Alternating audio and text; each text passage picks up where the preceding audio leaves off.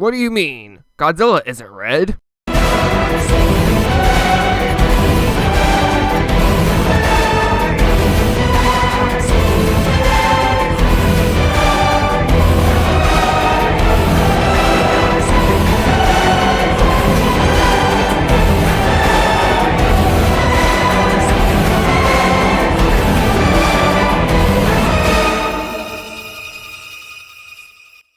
Hello and welcome to JPZilla. If there is one thing we like on this channel, it's Godzilla fan animations. Heck, I've even made a few myself. Was that self-promotion too obvious? I don't care, go watch it, it's pretty good. And if there's one person who makes Godzilla look good in animated form, it's Slick. Slick's Godzilla Battle Royale was an adrenaline-filled, action-packed ride from start to finish, only made better by the twist villain, Godzilla himself. Seeing Godzilla Ultima's true form throwing Godzillas around like a Jedi Master and putting GIH Godzilla in his place, I'm not a fan.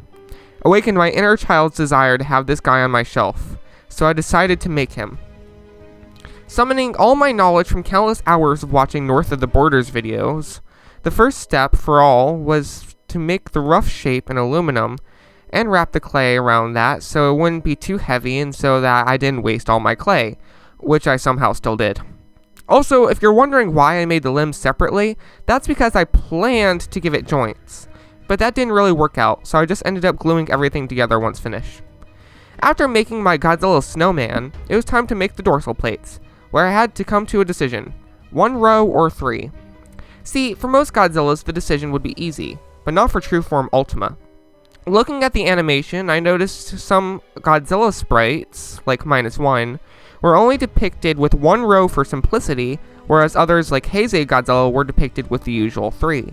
So I had to decide whether the singular row on Trueform Ultima was an intentional design choice or simply the animation style. After looking at a few thumbnails, which tended to be slightly more detailed than the animation, I decided that, intentional or no, it was the way he was depicted, and it wouldn't be the first time an animated Godzilla only had 1 row of dorsals. Looking at you, Hanna-Barbera. So I decided to make 1 row, and that decision had nothing to do with my laziness. Not at all. Next, I made Godzilla's arms and legs. Interestingly enough, it was hard to decide how his legs should look as I couldn't find too many references for his legs, which are usually obscured by mountains and mist. But after examining this space shot, I decided he probably had legs very similar to Godzilla Ultima's 4th form. Finally, I made the tail.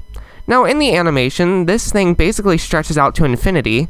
I'm pretty sure Godzilla Ultima's tail was inspired by Void Ghidorah's necks. But I don't have an infinite amount of room or clay, so I just decided to make it long enough. After making the foil tail, I cut out the little armor plates and layered them on one at a time to give it that Ghidorah neck look. Next, the paint.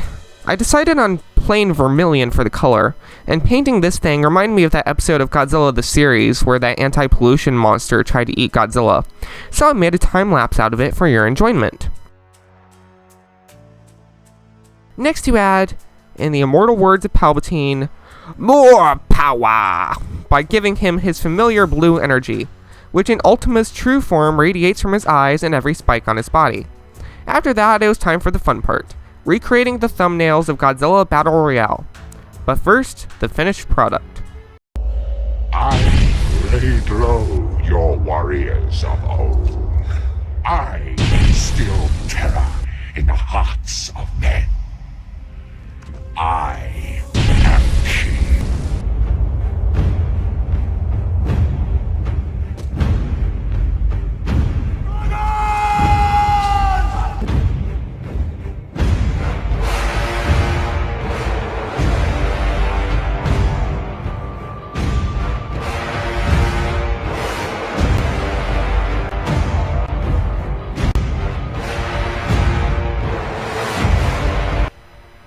I hope you enjoyed this video.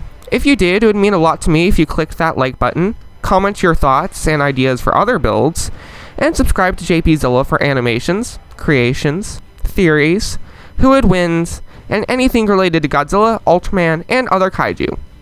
Until then, this has been JPZilla.